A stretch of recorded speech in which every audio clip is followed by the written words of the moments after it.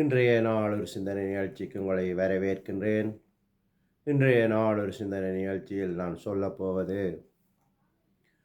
உங்கள் எல்லாருக்கும் தெரியும், ஈரான் அமெரிக்கா சண்டை. இது இப்போதுதான் ஈரான் அமெரிக்கா சண்டையாக இருக்கிறது.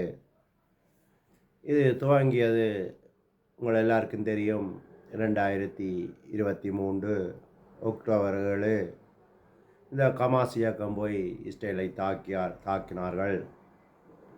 அதற்கு பதிலாக இந்த இஸ்ரேல் இராணுவம் இந்த காசாவில் ஹமாஸ் இயக்கத்தை அடிக்க தொடங்கினார்கள். இதுதான் ஆரம்பம். இது இஸ்ரேல் காசா இல்லாட்டி இஸ்ரேல் ஹமாஸ் ஆக துவங்கிய சண்டை. அதற்கு பிறகு லெபனானுக்கு பரவியது. ஹமாஸ் இயக்கம் இல்லாட்டி காசாக்கு சப்போர்ட்டாக இந்த லெபனானில் ஹிஸ்புல்லா இயக்கம் வந்தது. அதற்கு பிறகு இப்போ காசா அமைதியாகிவிட்டது. இஸ்ரேலரை அடித்து அமைதியாக்கி விட்டார்கள். அதற்கு பிறகு இப்போது லெபனானில் சண்டை நடந்து கொண்டிருக்கிறது. இந்த லெபனானுக்கு உதவியாக ஈரான் வந்தது. ஈரானையும் இஸ்ரேலர் தாக்கினார்கள்.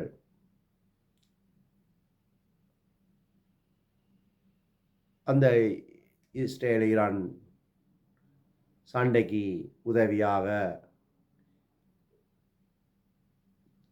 இஸ்ரேலுக்கு உதவியாக அமெரிக்கா வந்தது. இப்போது அது அமெரிக்கா ஈரான் சண்டையாக இருக்கின்றது. அடுத்து இப்போ 2 நாளைக்கு முன் நடந்தது என்னன்னு சொன்னால், ஹவுதிகள், இதற்கிடையில் ஹவுதிகளும் இஸ்ரேலுக்கு எதிராக, ஹமாஸுக்கு ஹிஸ்புல்லாவுக்கு ஆதரவாக, ஈரானுக்கு ஆதரவாக இஸ்ரேலை தாக்கினார்கள். அதுக்கு பதிலாக இஸ்ரேல் ஹவுதிகளை, யெமனை தாக்கினார்கள். அது நிறுத்தப்பட்டு இப்போது 2 நாளைக்கு முதல் ஹவுதிகள் சவுதியை தாக்கினார்கள். அதுக்கு பதிலாக சவுதி இந்த யெமனை ஹவுதிகளை தாக்கியிருக்கிறார்கள். அப்போ சண்டை துவங்கியது எங்கேயோ, நடப்பது எங்கேயோ. இதற்கு காரணம், இந்த இஸ்ரவேலர்களை யார் தாக்கினாலும் தேவன் துணைக்கு வருவார். அவருடைய தேவன்தான் அவருடைய துணை. அதற்கு பைபிளிலிருந்து ஒரு ஆதார வசனத்தை வாசித்து காட்டிவிட்டு மிச்ச காரியத்தை என்ன நடக்கும் என்று சொல்லுகிறேன்.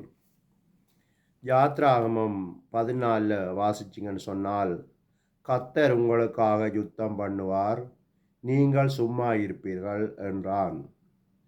இது மோசே சொன்னது. கர்த்தர் உங்களுக்காக யுத்தம் பண்ணுவார்னு சொல்லி. இது உண்மை வசனம். இன்றைக்கு நீங்களே உங்களை கண்ணால் பார்க்கக்கூடியதாக இருக்கின்றது. ஈரான் இஸ்ரேலுக்கு அடித்தது, இஸ்ரேல் ஈரானுக்கு அடித்தது. ஆனால் இப்போது அது அமெரிக்கா ஈரான் யுத்தமாக மாறிவிட்டது. அதே மாதிரி ஹவுதிகள் பிரச்சனை இப்போது சவுதியும் ஹவுதியுமாக மாறிவிட்டது. இது இனி பெரியதாக மாறும். இதை சும்மா விட மாட்டார்கள். இஸ்ரவேலர் இவர்களை உசுப்பேற்றி விடுவார், இந்த சவுதி அரபியர்களை. இதுதான் சந்தர்ப்பம், நீங்கள் அடியுங்கள் என்று சொல்லி அடிக்க வைத்து இவர்களையும் அழிப்பார்கள். எனவே இது இப்போ இஸ்ரவேல் சும்மா இருக்கிறது. தேவன் இவர்களை வைத்து இவர்களுக்கு இஸ்ரவேலருக்காக யுத்தம் பண்ணுகிறார். அதுதான் இந்த அமெரிக்காவும் உள்ள வந்தது. இதை விட இன்னொரு சுவாரஸ்யமான கதை என்னென்னு சொன்னால், யூகே லண்டன் முதல் இருந்த ஜனாதிபதி சொன்னார், அமெரிக்காவை தங்களுடைய விமான தளங்களை பாவிக்க வேணாம்னு சொல்லி.